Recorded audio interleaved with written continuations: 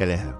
This is the chap who normally comes on at the start of these podcasts, this time affecting a simply dreadful British accent, for if I don't miss my guess, you're listening to this as part of The Rack, the Icebox Radio Theatre's new podcast of fantasy and science fiction. And nothing says fantasy quite so much as an American actor attempting to sound like something he's not. Now, we love all of our listeners, of course, but we especially love those who have stepped through the velvet ropes to become a listening supporter. Castles and spaceships are quite inexpensive to render here in the world of audio, but petrol money for actors as well as new microphones and equipment are somewhat less so. So we continue to depend on you, the wonderful listener, to help us continue to bring these stories to the world. Simply go to our website, that's iceboxradio.org, and look for the word support across the top of the page there.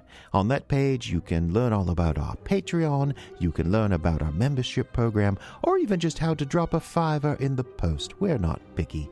We just appreciate whatever kind attention you and your checkbook may be able to offer us.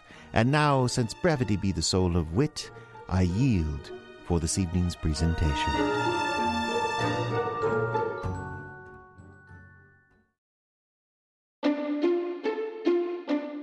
You are driving in a dark forest, the pine boughs heavy with snow.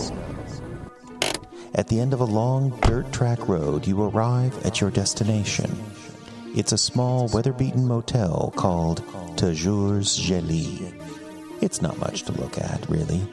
Just a single weather-beaten shack surrounded by a half-dozen equally run-down cabins. Out back, there's a dingy fishing dock right next to the spaceport. And a few picnic tables for cleaning fish conveniently placed right next to the time portal. So it's easy to dispose of the chum. Come up to the office now. Let the bear in the tuxedo take your bags. Ask the time-traveling Viking at the concierge desk if you have any questions, and then step up to the main desk to meet the owner, Old Pierre. Hello, and welcome to Toujours Gelée Motel. Looking for something to do? We have all kinds of tourist information right over here. I invite you to select a brochure from The Rack.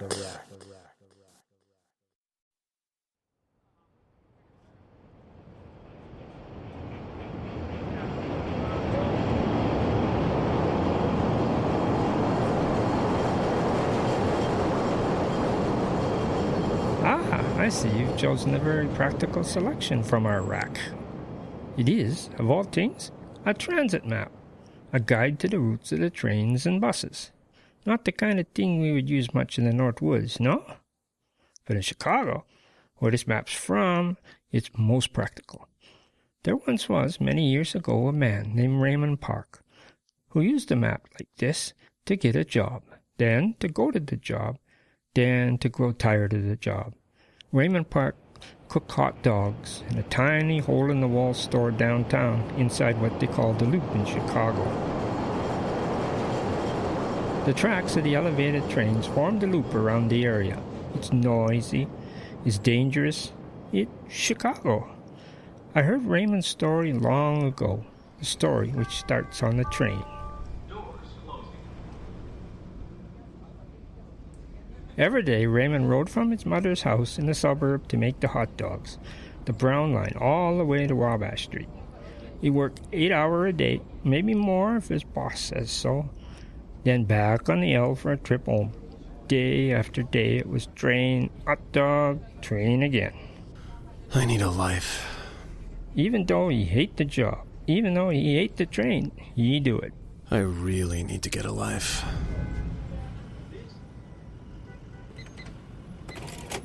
That'll be $5.50 including the tax. Raymond, he hates it. But he complained to no one. No one, of course, except himself. Thank you for coming to Robbie's Authentic. Please come again. Train, hot dog, train again. It was all he had. But he was not the type to change things, nor take any sort of risk. There was only one thing that made Raymond feel good, and that was Kara. Hi, Raymond. Oh, yeah. Hi, Kara. your usual? She came in every day for her lunch, which for her was about 4 o'clock. It was for Raymond the only part of the day he truly enjoyed.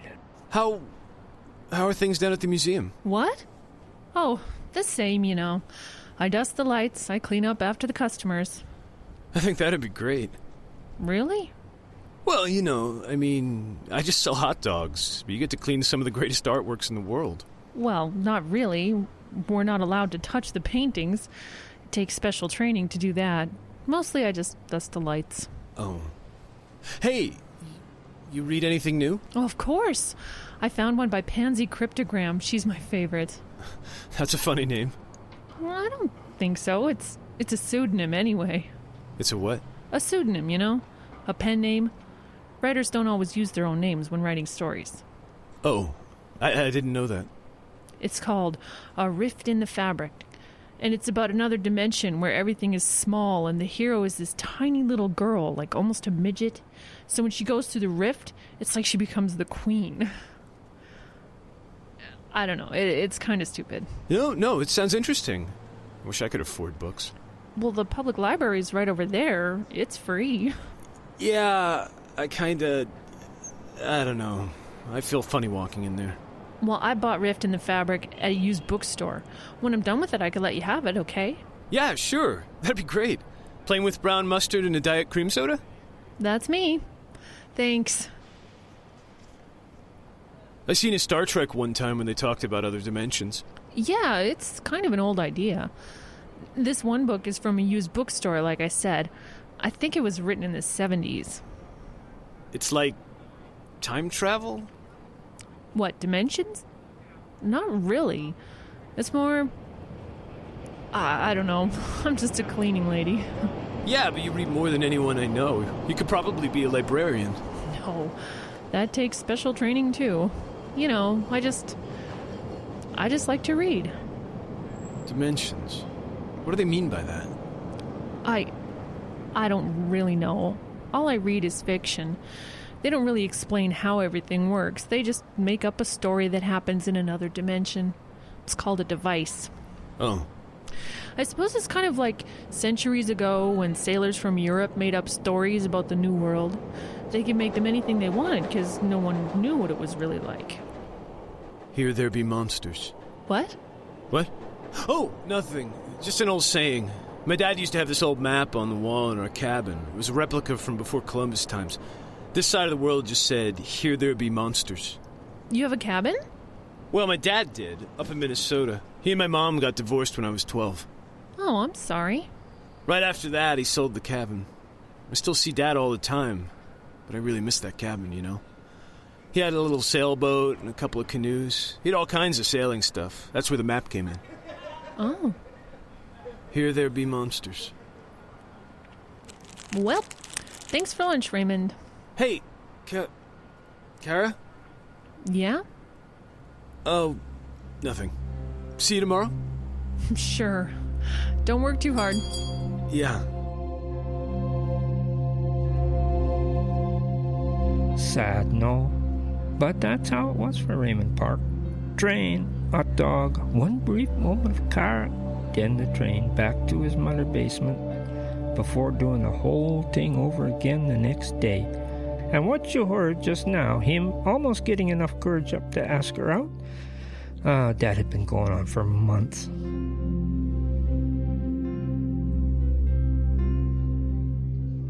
That was the way it was for Raymond until one evening in the late fall. It was November. The snow was starting to fall a bit overnight. Chicago, a cold city, was getting colder, and Raymond, just like always, was riding the L home from work. Stupid, stupid, stupid. Why do I even bother? You're worthless, Raymond. You're worthless. What would be the big deal? Just ask her out. Let's go to a movie. What's so hard about that? You're never gonna do it. You're never gonna do anything. You can't even quit that stupid job, can you? Quit, heck, you can't even change one thing in your whole worthless existence. Not one thing. You should just get off the train, you know that? Why head home? You're just going to come back tomorrow, and she's going to come in at 4, and you're going to talk about books or whatever, and you're not going to ask her out again.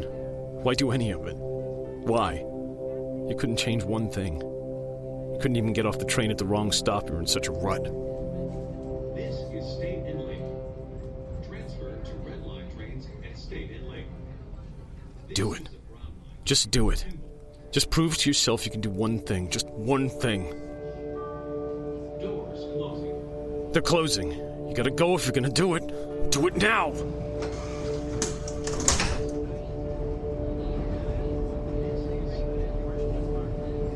Worthless.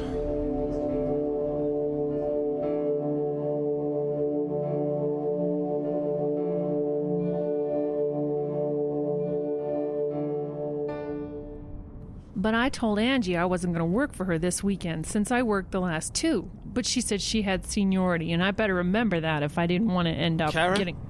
Do you think there really can be other dimensions? What? Other dimensions. Whole worlds right next to this one that we can't see or nothing. Do you think they exist? What are you talking about, Raymond? Just, what do you think? Do you think there might be other dimensions? I guess. Why is this so important all of a sudden? I don't know. I was just thinking in one of these dimensions, we might be going out together. What? You know, just, I mean, anything could happen, right? Raymond, you're funny. Yeah. I suppose it's possible, though. I mean, anything's possible in another dimension. Yeah. Funny. Well, thanks again. See you tomorrow. Kara? Yes? Don't... you forgot your hat. There on the chair. Oh, geez, thanks. I'd forget my head if it wasn't attached. Yeah. See you tomorrow. See you tomorrow.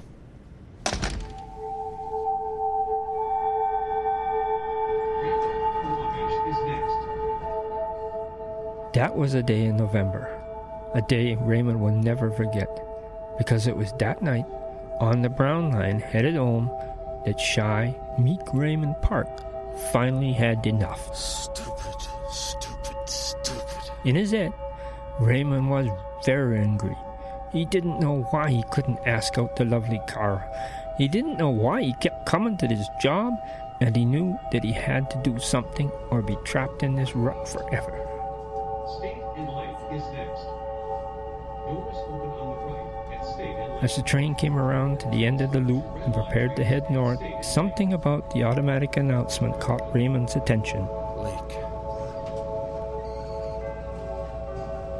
Doors closing. Maybe it was the lake of his childhood memory. Maybe it was the desperation he felt for Kara.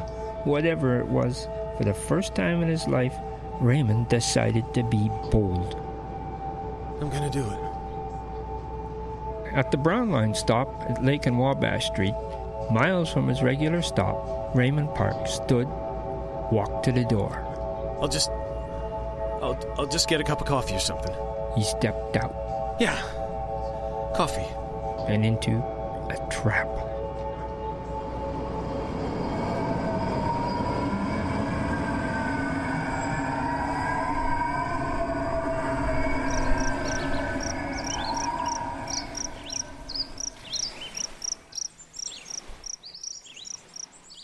What the? Raymond gazed all around him. He was standing near a beautiful northern lake in the summertime. The air was warm with soft breeze. The water lapped against the shore. A grove of aspen hugged the beach, and tall pines reached up to the horizon across the water. I don't understand. Raymond turned to see the train, empty now and silent, sitting there behind him, as if it were just waiting. He reached out and touched it, just to make sure it was real. And then he walked down to the shore and touched the lake, just to make sure it was real. I'm going nuts. That's gotta be it. Raymond stood by the lakeside for a moment or two, his brain spinning around like a top. Eventually, he walked to the train and stepped through the door. Doors closing. And he was right back into his life, as if time would stand still.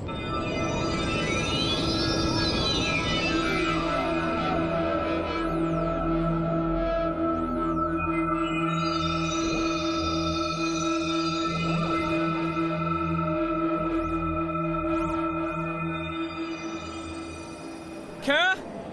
Raymond? Kara! Thank God I found you. Shh. You're supposed to keep your voice down inside the Institute. Sorry. I'm really sorry. What's wrong with you? You look like you just finished the Boston Marathon. I ran all the way from State and Lake. Dimensions. How did you find me here? What? Oh, I went down to the staff room and found Angie. She said you've been waiting for me to come by for weeks. She said what? Kara, Dimensions. She didn't... What? Dimensions. Tell me about Dimensions. Did Angie say anything else? Kara, I'm dying here. You gotta tell me. Can there be lakes? What are you talking about? You said other dimensions could be anything. Could they look like ours? With lakes and trees and cities and stuff? I don't know. You gotta know. You're the smartest person I ever met. Really? I'm just a janitor in an art museum, Raymond. I don't know anything about this stuff, really. Only what I read, and that's mostly science fiction. But it could be science fact, right? Well, that's what a good story should be, sure. Possible and stuff. Why is this so important? Did something happen? Yes, something happened. What? Will you go out with me? What? Will you come with me right now? I want to show you something. I still have an hour left on my shift. That doesn't matter. Pull my arm. You gotta come with me. You gotta see this. Raymond, let go of me. No. Stop it. Now leave me alone. You gotta... Get out of here before my supervisor sees us. You're gonna get me in trouble. You don't understand. I think I found something huge, something bigger than anything. Something that's gonna get us out of here forever. We can run away, Kara.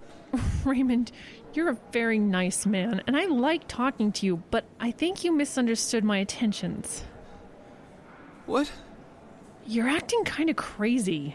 Yeah, well, if you saw... Maybe we could just talk about it at the hot dog stand tomorrow after you've had a chance to calm down.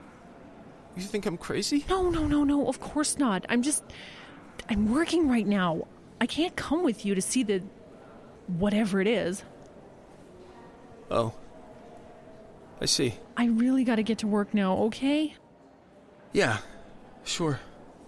Thanks for coming to see me, but maybe it would be better if you didn't come back to the museum. We'll just talk at the hot dog stand. Right. I'll see you tomorrow. Plain with brown mustard. Yeah. Plain with brown mustard.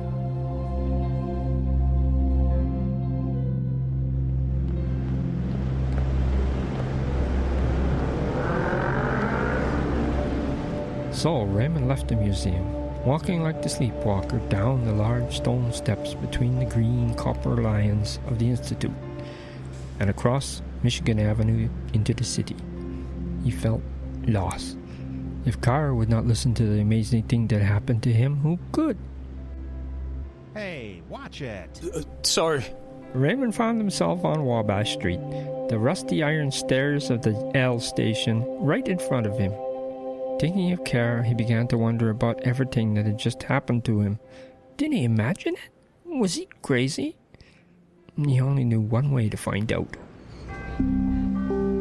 Doors closing. The stop for State and Lake was just a little ways further down the line. Raymond could feel his heart pounding in his chest as the train begins to slow. State and Lake is next. He stood the whole way. Even though there were seats everywhere, he stood, staring at the door, wondering, waiting. This is State and Lake. Transfer And then they were there. and State. Lake. And Raymond stepped up to the door, then stepped through.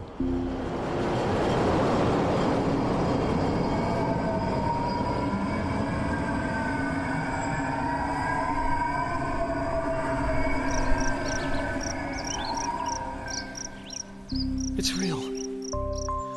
It's really here. Yes, it is, Raymond. Kara? It's real, Raymond. Kara, what are you doing here? Waiting for you, Raymond.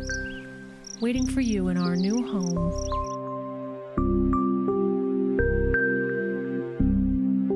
Well, what do you think of that? Raymond, a good friend, was looking for paradise. And to his total shock, he found it. Complete with the girl he wanted to share it with. So what do you think he did? Turn and run back to the train? Return to his hot dogs and one 15-minute conversation with Kara every day? Well, to tell the truth, mon ami, he did think about that. He even turned to get back on the train, but the girl who met him by the lake... Hey, hold on a second. She reach out and grab his arm. She stop him. She hold him. Where are you going in such a hurry? She even kiss him. So Raymond Park, he did not get on the train. He did not return to Chicago. He stayed by the lake with this girl who was both his love and was not his love.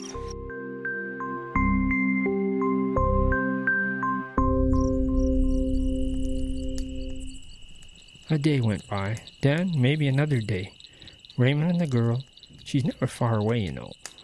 They do nothing all day but play in the lake, and nothing all night but sit by the campfire. It is paradise. But Raymond, he sits stiff, unmoving. His eyes are like deer in the headlights. He cannot look at the girl with him. He's terrified of her. Raymond? And she knows it. Raymond, what's wrong? Nothing. You can talk to me, you know. Yeah, I mean, I know. No, I mean, really talk to me. If, you know, you have questions. Well, yeah. Okay, It's natural to have questions. I guess. So, do you want to ask me anything? Okay. Where are we? We're in the woods, just over from the lake. Yeah. Which lake? Oh, I don't know. I'm terrible with names. Right. Do you have any more questions? No. That's good. It's not a question, really. Yes. I was just thinking, maybe I should go back in the morning. Go back? Yeah, you know, back. Back to the train. Oh. It's just, you know, I haven't been to work in a few days. Don't worry about that. What do you mean? We gotta work if we're gonna eat, right? Not necessarily. We ate tonight and we didn't work. All we did was play in the lake all day.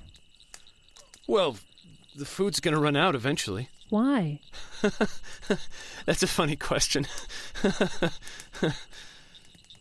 What is it? That's a funny question. Look, I know you worry about things, but you don't need to anymore. We'll have plenty of food. Don't you think I'm a good cook? Yeah, of course. The steaks tonight were good, right? Sure. And there's more where that came from. We can have steak and chicken and s'mores and hot dogs and... No hot dogs. All right. No hot dogs ever. But we can have whatever you want. And we don't gotta pay for none of this? Fascinating. What? Nothing. Just the way you worded that sentence. Kara, tell me about working in the museum. What? I think I'm gonna go for a walk. Where to? Can I come? I'm just getting some air. Clear my head. Okay, if I just... you know. I understand. You need to walk. Right. You need to clear your head. Yeah, I'll be back. That's fine. Raymond, Yeah? you aren't heading back to the train, are you? I don't know. Is the train this way? You know it is. But please, Raymond, don't head back to the train. Why not? Well, if you tried to get back onto the train, we would have to kill you. Raymond, he walk away from Kara. He walks into the woods. He walked near the train, but he was afraid to leave the woods and approach it. He tried to convince himself he hadn't heard what she had said. He tried to convince himself that there was some other explanation, that he wasn't hearing things properly. That made sense, of course. Raymond had not been himself for days. But what if he had heard right? What if she had really said, "We will kill you"? Raymond stood in the woods and looked at the train. It was still sitting there, silent, waiting for something. Waiting, perhaps, for him. What fascinates you so much about that train, Raymond? You scared me. I'm sorry. What fascinates you so much about that train? Nothing. You left my side by a roaring campfire to come stare at an old train? I think I'm offended. Who are you? Who do you want me to be? You're not Kara, are you? Do you want me to be her? I think you really do. Is this another dimension? I suppose you could say that. Yes, I suppose that's what it is. Another dimension. A dimension not of sight or sound, but of mind. Hey, I know that. It's from the opening of the Twilight Zone. You remember the Twilight Zone? I seen it on reruns. 4th of July marathon. You're not going back to the train, Raymond. Why not? Because we said so. We said you weren't going back to the train, and that means you're not. Understand? What if I decide to go back on the train? Don't. Yeah, but what if I... Don't. Just don't. You're not Kara. I know. So, who are you? I provide the food, the company. I even provide the lake and the woods and everything you think is beautiful. And after all that, you still ask who I am? Yes. Well, then why don't you step on the train and find out?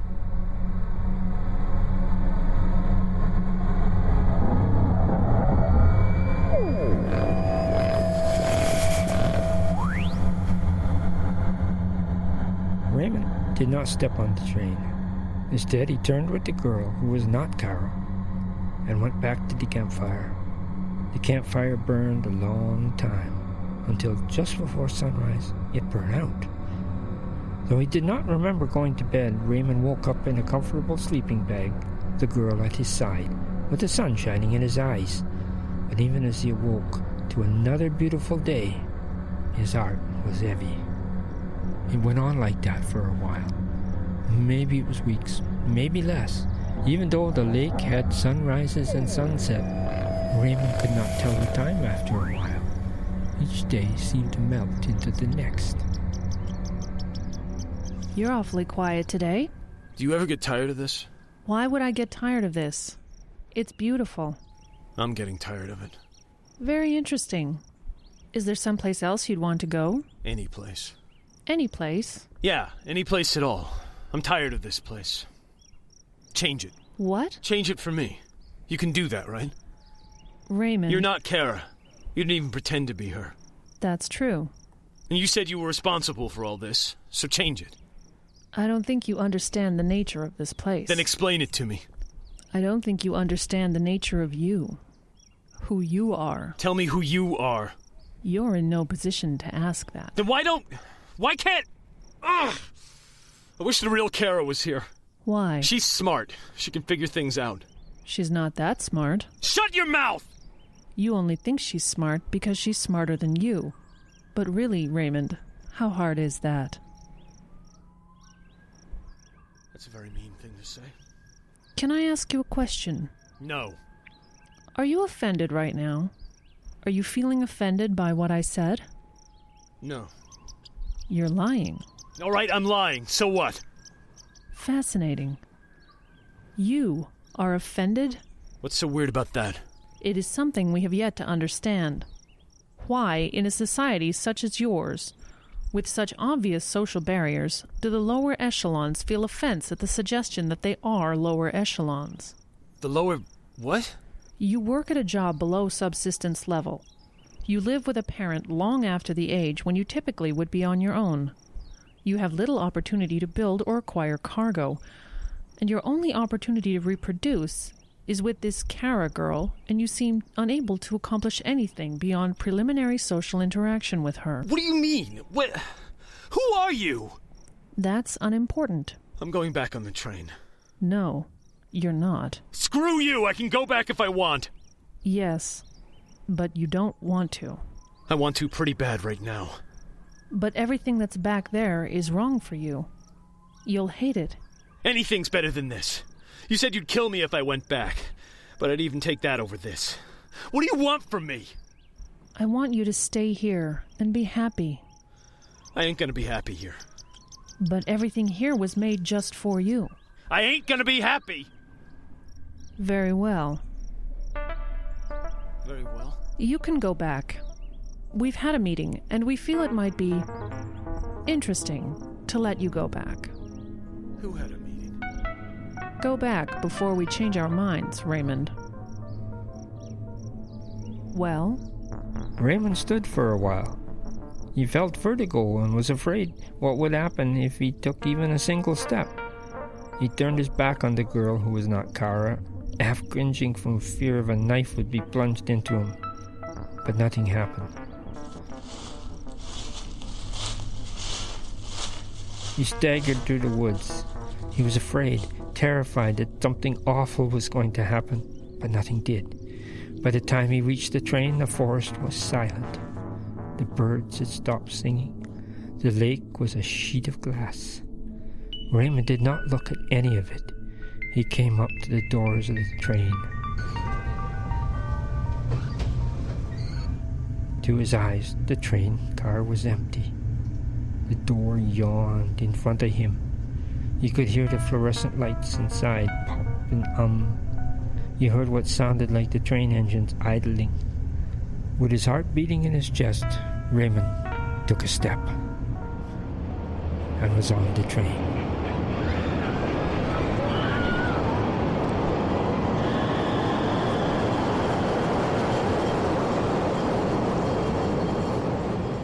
What? It was different. What's going on? A woman, obviously dead, was on the seat next to him.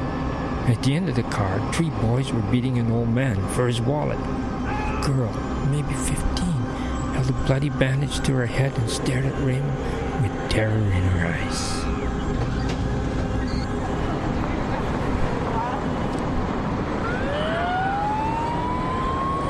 Outside, it was worse. There was no traffic, because the streets were clogged with derelict cars, some on fire. Raymond could hear screams and evil laughter coming from blind alleys. Raymond left the train and did not find Chicago.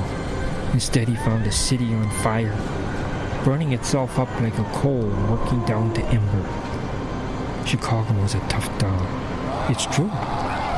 But this was not a tough town now. This was hell. Raymond began to run. He went down the horrible version of Michigan Avenue, choked with cars and dead bodies. Beyond it, he could see Lake Michigan, which was flowing with blood and slime. Lifeless heads bobbed like apples on the surface. And finally, after running and running for what seemed like hours, he came to the Art Institute, crumbled, charred as if it had been burned long ago. And he went up to the doors. He found them broken with glass scattered everywhere.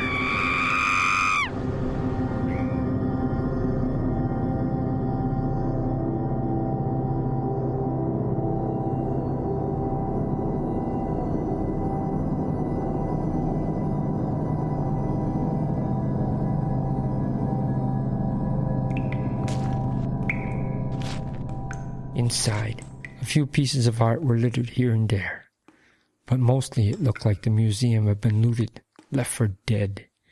Raymond moved through the galleries like a ghost. A yellow moon shone through the skylights, turning all the white walls jaundiced color of death and decay.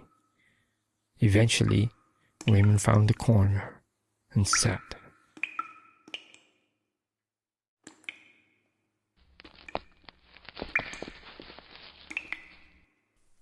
What are you doing, Raymond? What did you do? Don't worry. Your precious Chicago still exists. None of this is real. I don't get it. You don't get that it's not real? I don't get why you did it. Any of it. The lake, the city, why you look like Kara. What are you, anyway? What would you like us to be? I'd like this to be a dream I can wake up from. We can do that if you like. Or we can be aliens sent to study you. Or the government here to manipulate you. Or angels sent to teach you a lesson. What do you want? I want my life back. But you hated that life. It was mine. I want it back. What if I told you that's the one thing we can't do? I don't understand. Of course not. You make the lake, and you make this hellhole city, and you say you can't... What is it you say? We don't really know who you are, Raymond. We don't really know what you are. You came to us one day, and none of us can remember what day that was. We don't know if we were always here waiting for you, or you were always here waiting for us. We don't know if there really is a Chicago. But you just said it was fine. I lied. Sorry. So, dimensions. Perhaps. Is there anything you didn't lie to me about? Yes, what I just said. About you coming to us and we being here for you. The truth is, Raymond, my kind have been studying what you call dimensions for a very long time, which doesn't really mean much in the grand scheme of things. 'Cause time is meaningless? That is a very big thought for you. I'm impressed. Thank you. Time, space, none of it has much meaning anymore. My point still stands. We've been studying dimensions other than our own for a long time. How many? Dimensions, I mean. We don't know. We were scientists at one point. Scientists interested in the crossing over of space and time from one reality to another. We went from being curious about the concept to being able to use it much too fast. What do you mean? I mean, we've ruined things, Raymond. What started as a collection of experiments ripped us out of our own reality and dropped us into a netherworld between realities. We can explore an infinite number of other dimensions, but we have no context anymore. We've been at it for so long, few of us can even remember what our world was actually like. Without a standard to measure from, it's impossible to draw any conclusions. But you could go back, right? To our world? We've been working on that for millennia. Sometimes there's a little progress, but mostly not. I don't understand. If the experiments don't mean nothing, why do you do them? That's a good question. We do them because we can. Maybe we can learn something sometime. Maybe we can learn enough to go back. Maybe. In the meantime, it is something to do. Can you send me back? Of course. To Chicago? Not like this, but what it was. Yes. Was any of it ever really there? Or was it all created by you? It was there. It still is there. How come I don't believe you? Go back and see. Return to the train, Raymond. Return to the train and get off at Lake and Wabash. Farewell. Wait a minute. Yes? Will I remember any of this when I go back there? Do you want to? Yeah. Then it will be so. Query? What? I'm sorry, I have a question. Why do you want to remember? Because I feel like I can do it now. Do what? Everything. Ask Kara out, get a better job, maybe even go back and finish school. Hell, college even. Why not? May I ask what has changed? Meeting you. Things always seemed confusing to me, you know? Like they just weren't right, like the world was all messed up, but when I met you, I felt like, I don't know, like I met God or something. In a way, I suppose I kind of did. And it turns out God is just as messed up as we are. Doing experiments, making mistakes, not knowing why or if anything's working. Knowing that God makes mistakes, everything kind of makes sense now. We are not gods, Raymond. Do you know that? For sure, I mean?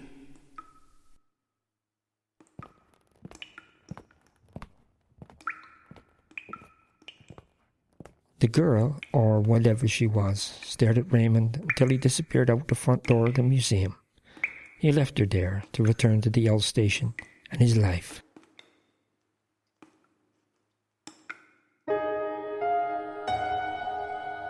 I should tell you that Raymond had a happily ever after, but it would not be true.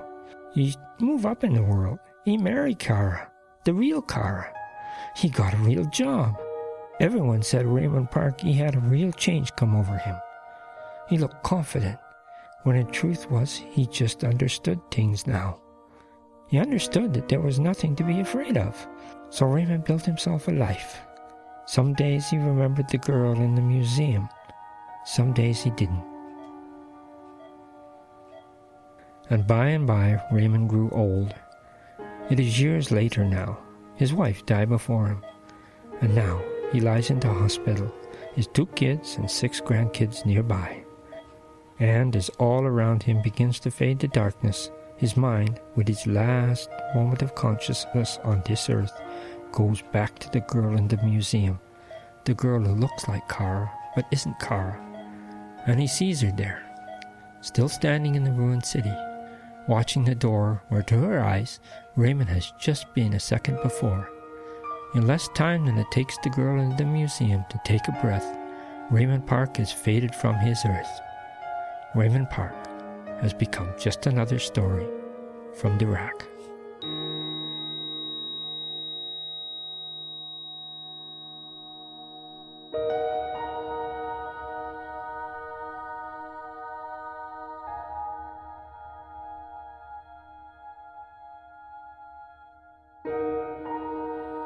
Transit Map, a story from the rack by the Icebox Radio Theater. Starring Cayenne Chris Conroy as Raymond and Aela Mackintosh as Kara. Old Pierre was portrayed by Dave Irwin. Transit Map was written, directed, and edited by Jeffrey Adams. Sound effects realized by Dave Irwin. This program copyright 2013 by the Icebox Radio Theater. All rights reserved. Support new audio theater by joining the Icebox Radio Theater at iceboxradio.org.